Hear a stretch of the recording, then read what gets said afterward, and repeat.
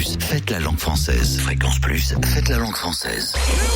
Le room service, spéciale semaine de la francophonie. Ah, c'est ça, c'est la journée de la langue française aujourd'hui. Donc, nous sommes obligés, voyez-vous, de faire les liaisons, de parler français, de bien faire la syntaxe, tout ça. Un événement lancé par le CSA, le Conseil supérieur de l'audiovisuel. Et nous avons donc des questions à poser aujourd'hui à Patrice Gélinet, membre du CSA et président du groupe de travail langue française et francophonie. Bonjour. Bonjour. En décembre 2013, vous organisiez un colloque intitulé « Quel avenir pour la langue française dans les médias ?» Vous estimez que notre langue est en danger aujourd'hui, que les médias ne jouent pas leur rôle ? Elle serait justement menacée si les médias ne jouaient pas leur rôle et qui est essentiel dans le domaine de la langue.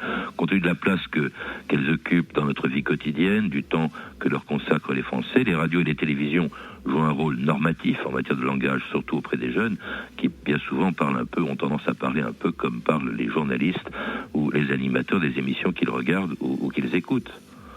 Notre langue, cela dit, c'est vrai qu'elle est d'une certaine manière menacée, et je le dis souvent, par deux dangers contradictoires. D'une part, il y a le laxisme qui considère qu'une langue peut se passer de règles, qu'on peut dire un peu en quelque sorte n'importe quoi, n'importe comment, ce qui fait que chacun, parlant sa propre langue, plus personne ne se comprend, un peu comme dans le mythe de la tour de Babel, auquel cas, au lieu de rassembler, une langue serait un facteur de division.